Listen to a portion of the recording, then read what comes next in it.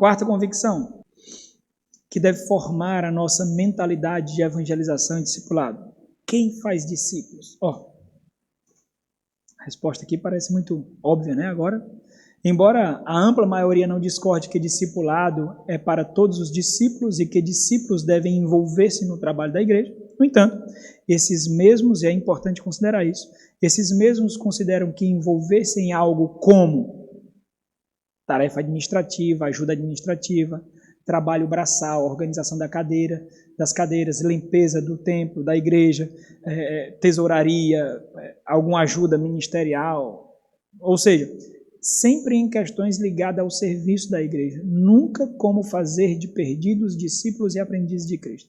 Então, as pessoas, nessa metáfora, nessa relação de treliça e a videira, as pessoas preferem se preocupar com a estrutura, que seria a treliça, e não com as pessoas, que seriam a videira. Porque é mais fácil se relacionar com trabalhos administrativos e braçais do que com pessoas.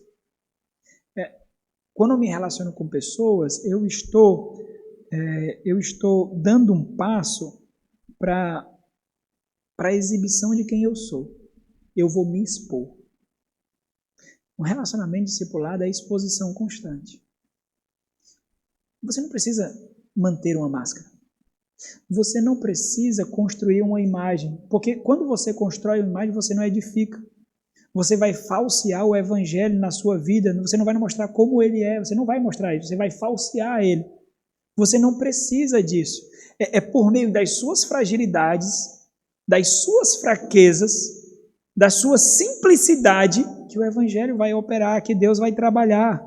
Você não precisa se mostrar que é super-herói, você não precisa, porque não será visto aquele que é o superior de todas as coisas, que age na sua fraqueza, da sua necessidade, na sua dependência. É por isso que alguém que cursou a 5ª série pode discipular um doutor. É por isso que um pobre pode discipular um rico. Porque não diz respeito nada disso. É por isso que alguém que é zelador pode discipular um CEO de uma empresa, um executivo bem-sucedido. De tal forma que aqueles que estão nesse relacionamento têm que perceber em que relacionamento eles estão. E têm que se portar de forma condizente como tal. Deus me deu esse para ser um instrumento de graça, para minha edificação, para que eu possa me parecer com ele. Eu vou aproveitar, então. Eu vou aproveitar. Então, é muito difícil se envolver com pessoas. É por isso que as pessoas querem se envolver mais na parte estrutural. Não, pastor, eu gosto de ficar mais nos bastidores, sabe? Eu sou mais operacional, eu gosto de ficar mais assim. Parece bonito, não parece essa fala? Não parece bonito? Parece bonito demais. É a mesma fala de dizer assim, pastor, eu sou reservado. Eu sou uma pessoa reservada. Mas é tanto pecado travestido com roupa bonita, meu irmão. Parece que a pessoa passa no beco da poeira, se veste de hipocrisia e vem para a igreja para esconder os pecados. Tudo isso é pecado, irmão. Tudo isso é pecado. Então imagine aí, se todos tivessem essa mentalidade de que você gosta de ficar no operacional, nos bastidores, que você é mais reservado, como é que o reino avançaria? Se eu me portasse assim com vocês, se os irmãos que servem aqui na palavra se portassem assim com vocês. Não, pastor, peraí, é porque você recebeu dom diferente, é porque vocês receberam dons diferentes. Mas discípulos fazem discípulos, não? A ordem foi só para os apóstolos, lá, Mateus 18, Mateus 28? Foi só para os apóstolos? Foi só para os pastores? Foi? Não. Cuidado com as desculpas. Olha, você está num mundo que coopera para o regozijo da sua carne, certo? Não há premissas estabelecendo aqui. Estabelecendo premissas. Quando a sua carne encontra conforto, está errado. Premissa básica. Quando a sua carne encontra conforto, levante a placa de alerta, está errado. Porque você é uma criatura com a natureza do outro mundo. A sua carne, a sua natureza do outro mundo não encontrará conforto aqui. Entenda isso, premissa básica, basilar, entenda isso. Você viverá no desconforto. Bem-vindo à nova vida em Cristo Jesus. Quando você responde a exigências bíblicas de tal forma que você se omite a elas e sente-se confortável diante disso, você está perdendo a batalha. Você está vacilando. Vocês estão entendendo, irmãos? É premissa. Isso é básico. Irmãos, isso é básico. Isso é tão basilar que já destrói meio mundo de mentiras que você inventa para você, desculpa que você inventa para você. Agora também, não observar essa premissa lhe dá muito conforto, é óbvio. Só que aqui você será exposto. Você pode ir para outras igrejas, lá você não vai ser exposto, mas aqui você vai ser exposto. Você vai ser exposto mesmo. Se você tiver uma fé consumista, você vai ser exposto. Se você achar que tem direitos, você vai ser exposto. Você tem que entender isso. Porque se você estiver aqui, você tem que ter certeza que todos nós caminharemos juntos para o encontro com o nosso Senhor. Quer você queira ou não, quer você goste ou não, mas estando aqui você terá que caminhar com a multidão ao encontro do seu Senhor. Entendeu isso? Existem 4 princípios importantes que nos ajudarão a entender isso daqui. A expectativa, a ordem bíblica é que todos os cristãos anunciem a palavra. Por que eu não coloquei só ordem? Podia colocar só ordem. Mas existe uma expectativa a nosso respeito. Qual é a expectativa? Cristãos fazem cristãos. É uma expectativa. Aprendizes fazem aprendizes. Discípulos fazem discípulos. João 4, mulher samaritana. Quando ela foi inundada pelo poder do Senhor Jesus Cristo no Evangelho, o que foi que ela fez? Saiu para contar a mensagem de salvação para aqueles que antes marginalizavam ela. É algo, por que eu coloquei como expectativa?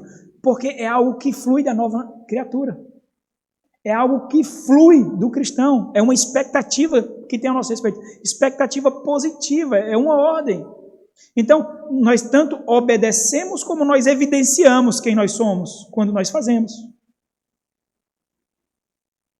Então, Deus, ele fala conosco. Deus se revelou a nós. Ele usou boca, palavras. Nos capacitou para isso também, nos dando voz, intelecto, discernimento, para fazer justamente isso. Eu não posso me omitir em usar aquilo que Deus me deu. Deus me deu instrumentos para isso. Deus me capacitou para isso. Deus nos deu o poder de nos relacionar e dominar. Deus nos deu. Então nós temos que usar isso. É óbvio que isso foi corrompido pela queda. A gente vai ver um pouquinho aqui na frente.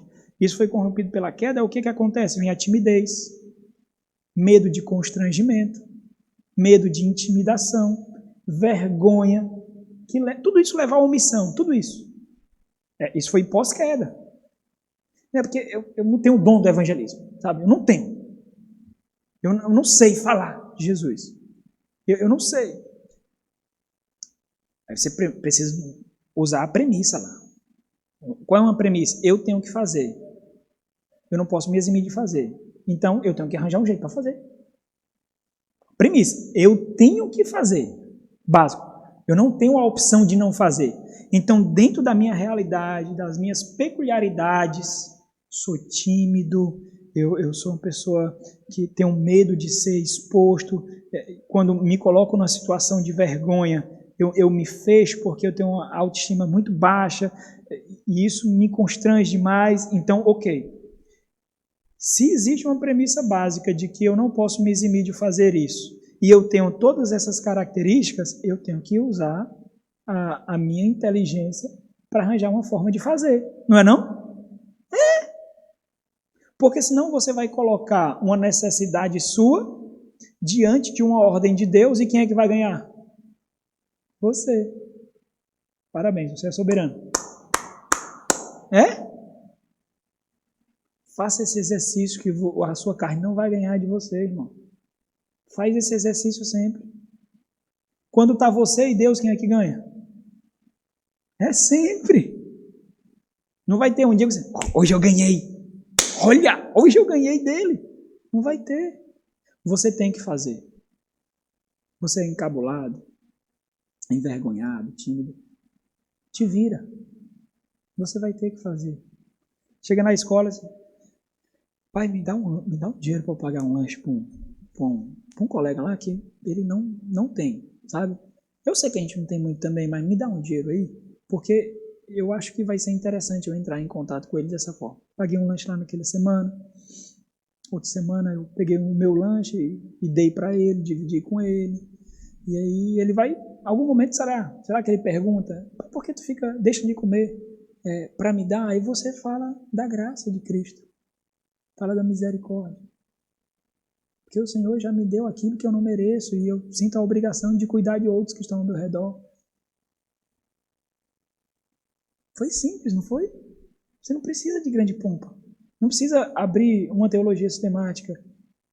Use a sua realidade. Paga uma conta de energia do seu vizinho. Envie uma cesta básica para um colega que está precisando. Chega com uma roupa para os seus filhos. Se quiser chegar por mim, viu, meu irmão? Chega com... Olha, vamos cá. Não vou para Fortaleza comprar roupa com os meus filhos. Vamos lá, deixa eu levar os teus. Não, eu vou para o centro agora. Vamos lá.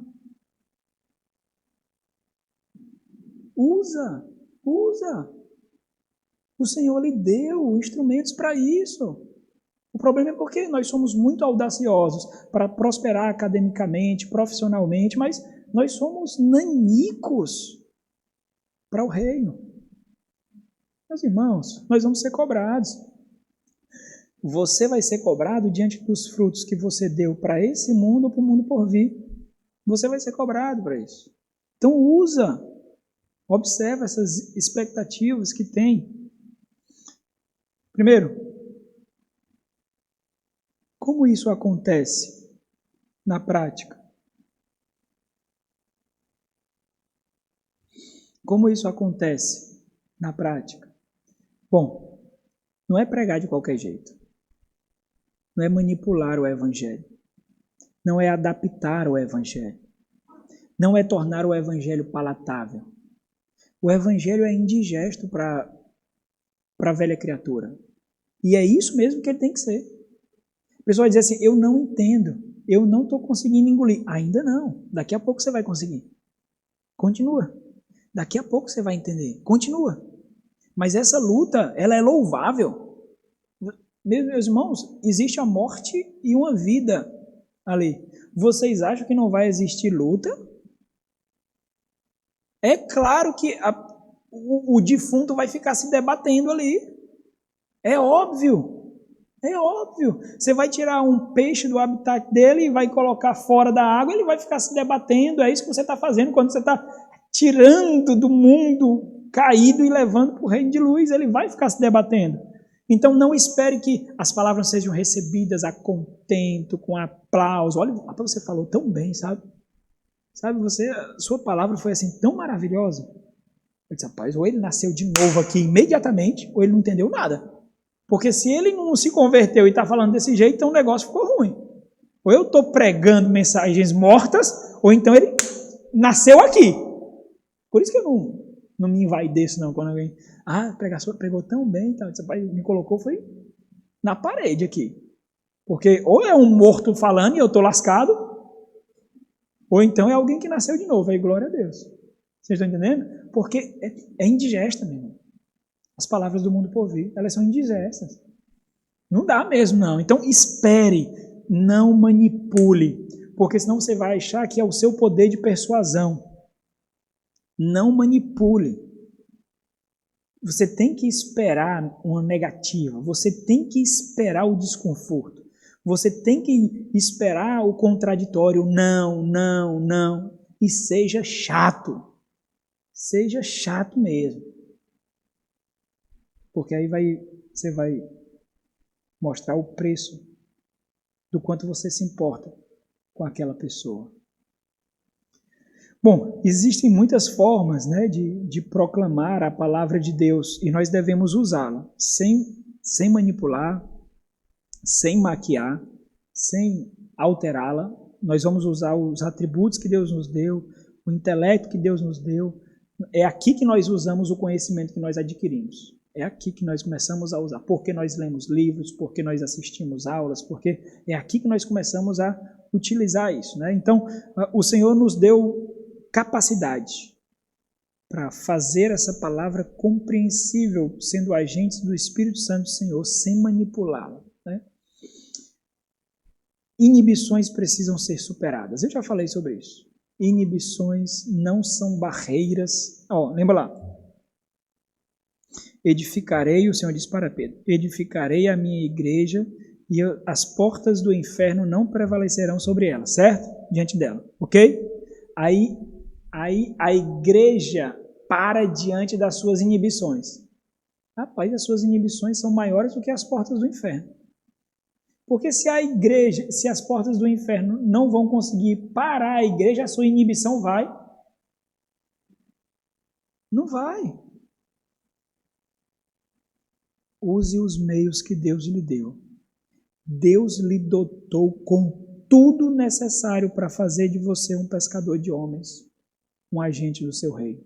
Tudo, tudo. Seja mais diligente, seja mais dedicado, preste mais atenção, invista mais tempo, mas Deus lhe dotou. Entenda, vergonha, timidez, inibição, medo, são plausíveis no sentido de que são existentes, óbvio, mas são realidades pós-queda. Antes o homem não tinha inibição para ver a Deus e falar com Deus. Só depois da queda que ele se envergonhou e se escondeu.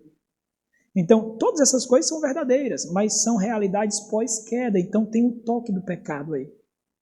E quando isso é aplicado para lhe inibir ao avanço do reino, aí isso se torna mais grosseiro. Outro ponto.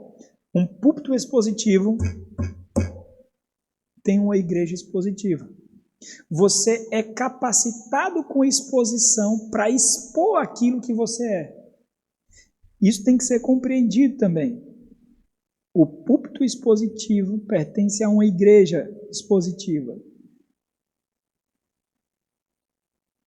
Aqueles que são alvos da pregação expositiva se tornam a exposição daquilo que receberam. Aqueles que falam publicamente ensinam a multidão a falar. Então, entenda, quando você recebe a pregação aqui, obviamente, para sua edificação, mas de uma forma consumista somente para você, você está recebendo de forma negativa. Você precisa receber para você, aplicar para você, mas também entender que ali é um centro de capacitação para salvar a outros. Por sua pregação, treinamento e exemplo, pastores preparam todos os cristãos para serem aprendizes de Cristo, que ajudam os outros a aprenderem a Cristo. Então, em síntese, quem faz discípulos? Discípulos fazem discípulos, né? Síntese. Então, isso aqui não tem discussão. Quando você é discípulo, fazer discípulo é tanto um ato de obediência como um ato de evidência. Você tanto está obedecendo como você está evidenciando algo. Foi isso que eu quis dizer aqui. Ansiamos por ensinar o que aprendemos. Fazendo isso, exibimos evidências de quem e de onde realmente somos. Olha, esse mundo não é legal, eu não sabia disso, mas agora eu sei. E eu quero te tirar dele. Antes eu vivia como você, cego. Me deleitava nesse mundo. Mas agora eu sei que esse mundo não é bom.